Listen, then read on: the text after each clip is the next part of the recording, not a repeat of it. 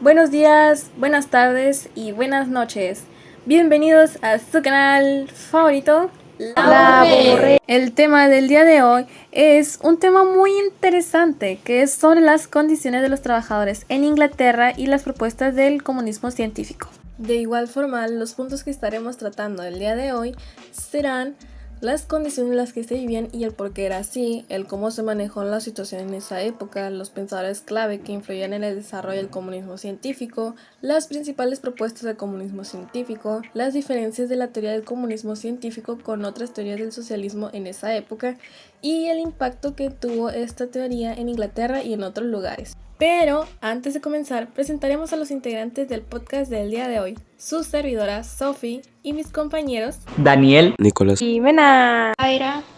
Ya presentados todos los integrantes del equipo, ¡comencemos! Para aquellos que no tengan tanto conocimiento del tema, aquí va una breve introducción de lo que es.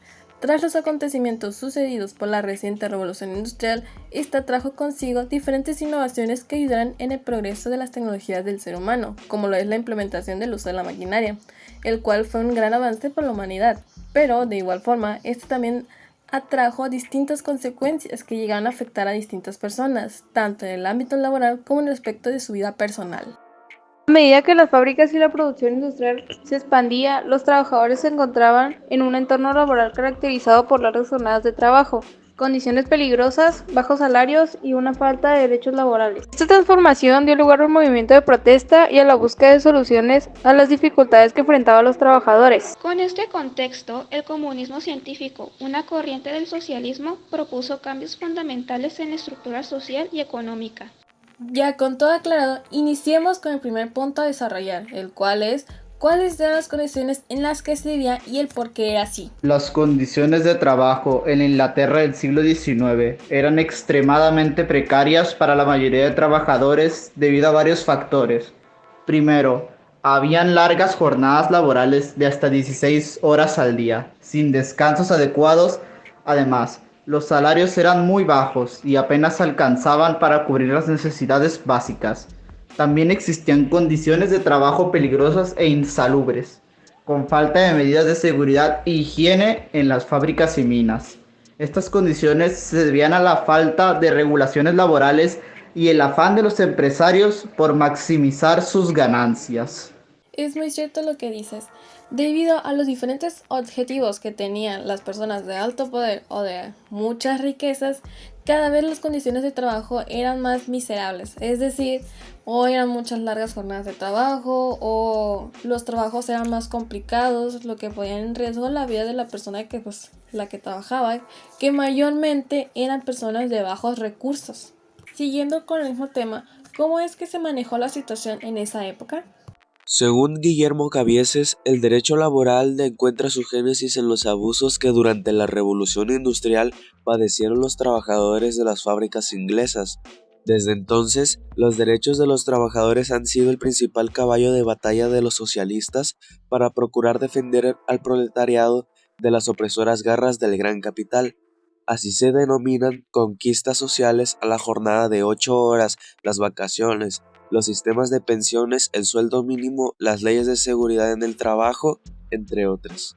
El fundamento de estas mal llamadas conquistas sociales es, en mi opinión, una interpretación errónea de la historia. La revolución industrial no fue una época de opresión sobre las clases menos pudientes. Durante ella no se destruyó el campesinado esclavizándolo en las industrias, forzándolo a trabajar en estas. Sin embargo, ha sido esta antojadiza, sesgada y falaz lectura de la historia la que ha servido de cimiento para la construcción del endeble castillo de naipes en que consiste la regulación laboral. Si bien es cierto que la revolución industrial atrajo sus beneficios, como lo es la implementación de la maquinaria y los nuevos avances que se tenían de la tecnología, cabe decir que también tuvo sus problemas y desafíos, como lo son los problemas que tenían los trabajadores con las condiciones laborales peligrosas, explotadoras. Además, la industrialización también tuvo un impacto negativo en el ambiente y dio lugar a problemas sociales como la urbanización masiva y la desigualdad económica. Por lo tanto, los beneficios no se distribuyeron de manera equitativa y hubo quienes sufrieron a causa de estos cambios. Debido a esto, hubo unos pensadores que influyeron en el desarrollo de una teoría. ¿Quiénes fueron? Karl Heinrich Marx fue un filósofo, economista, sociólogo, periodista, intelectual y militante comunista prusiano de origen judío. Y Friedrich Engels fue un filósofo, politólogo, sociólogo, antropólogo, historiador, periodista y teórico revolucionario comunista y socialista alemán. Fueron los principales pensadores del comunismo científico. Sus ideas y pensamientos pretendían crear una sociedad de hombres libres e iguales y por lo tanto establecer un campus filosófico que lo que haga es dar legitimación a los cambios filosóficos, políticos y económicos que necesita la sociedad del siglo XIX. En primer lugar tenemos la explotación que reciben los hombres, un colectivo por parte de otros mal pagados en condiciones de trabajo totalmente insalubres, con condiciones laborales totalmente de explotación, y que debemos acabar con esta explotación porque en definitiva todos los seres humanos merecen un nivel de igualdad y una dignidad personal. Y esta situación finalizará cuando se instaure una sociedad comunista en la cual no haya una clase social que domine al resto.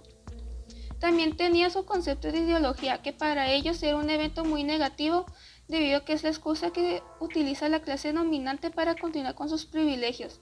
Se establecieron dos grandes tipos de ideología: la política, según en el siglo XIX, ha alcanzado las máximas cuotas de libertad y de igualdad, cosa que es completamente falsa, y la religiosa, que legitima la situación de explotación argumentando que los designios de Dios son los que hacen que el mundo sea así. Karl Marx define la religión como el opio del pueblo, es decir, aquello que no permite al pueblo ver la realidad y darse cuenta de su situación de explotación. Friedrich Engels creó el término asesinato social. Si una sociedad le quita a una persona injustamente los medios para vivir, caen en este delito por ellos, y un miembro de la clase con poder simplemente pretende ignorar los problemas de los menos favorecidos. Para Engels es tan culpable como los criminales. Las clases poderosas deben tomar bajo su responsabilidad el cambiar a la sociedad para ser más justa. Oh, interesante. ¿Y cuáles fueron sus propuestas para mejorar la situación, teniendo en cuenta la teoría del comunismo científico? Expropiación de la propiedad inmueble y aplicación de la renta del suelo a los gastos públicos.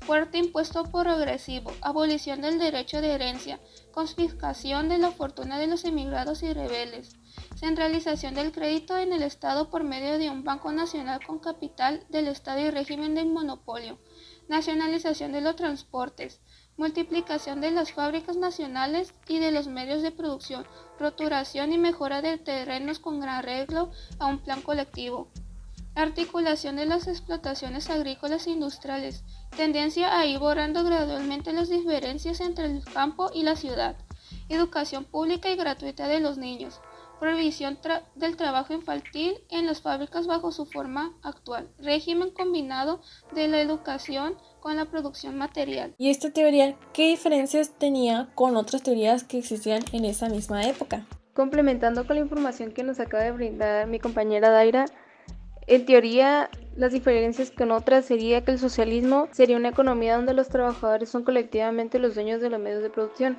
así que ganarían lo que producen, en lugar de trabajarle a un dueño a cambio de un salario, lo cual es mucho menos de valor que dichos trabajadores producen y aportan a la economía. A cierta medida, esto se puede ver en sindicatos laborales que les dan a obreros más poder, mejores salarios y beneficios, o si una compañía es una cooperativa de trabajadores. Mientras que la otra, el comunismo, sería una sociedad utópica donde no existe un gobierno o dinero, por ejemplo, billetes o monedas. Todo es propiedad pública y común, no hubiera precios a cambio, ya todo sería parte de vivir en esa sociedad. Todos viviríamos unos para otros. Esto se puede demostrar a cierta medida en varias cosas en algunos lugares. Por ejemplo, en el Reino Unido, donde el sistema de seguro médico es público y estar 1 o 2 meses en el hospital no cuesta nada y es gratuito en el punto de recibir el servicio. Además, hay que decir que la teoría del comunismo científico tuvo distintos impactos en diferentes partes de Inglaterra y en todo el mundo. Estas teorías promovieron la conciencia de clase entre los trabajadores, fomentaron la lucha por mejores condiciones laborales y derechos, impulsaron la formación y el fortalecimiento de sindicatos y desempeñaron un papel clave en revoluciones y movimientos sociales. Además, estas ideas influyen en la promulgación de leyes laborales y en el cuestionamiento de la propiedad privada de los medios de producción. En última instancia, el comunismo científico contribuyó a la formación de un movimiento laboral más unido y consciente de sus derechos en la lucha por una distribución más equitativa de la riqueza y el poder. Con la información que nos acaban de brindar nuestros compañeros podemos tomar en conclusión que el trabajo comunista es el más riguroso y estricto, un trabajo gratuito en bien de la sociedad, un trabajo voluntario al margen de normas, un trabajo realizado sin poner condiciones sobre su remuneración, un trabajo realizado por el hábito de trabajar en bien de la sociedad y de acuerdo. Los movimientos fueron importantes para la sociedad ya que abrían oportunidades de trabajo y estudios para las personas. Alzaban la voz por las personas sobreexplotadas por el gobierno. Para nosotros la temática fue buena ya que podemos expresar nuestro punto de vista sobre el tema, con nuestras palabras sobre la información que recabamos, cómo funcionaba la economía, cómo eran los estudios, cómo eran sus horas laborales, cómo vivían las personas en ese entonces. La gente alzó la voz para abrir más oportunidades. Ya con esto último mencionado por mi compañera Jimena, damos por terminado el podcast. Esperamos que les haya gustado. Cabe decir que es un tema interesante de investigar, ya que debido a la revolución que sucedió tiempo atrás, atrajo sus beneficios, pero también llegó a perjudicar a gran parte de la sociedad de ese tiempo. Pero de igual forma fue un punto importante para la búsqueda de mejores condiciones laborales y una lucha por los derechos de este. Con esto ya sería todo. Gracias por escuchar. Nos escuchamos en otra ocasión. Adiós.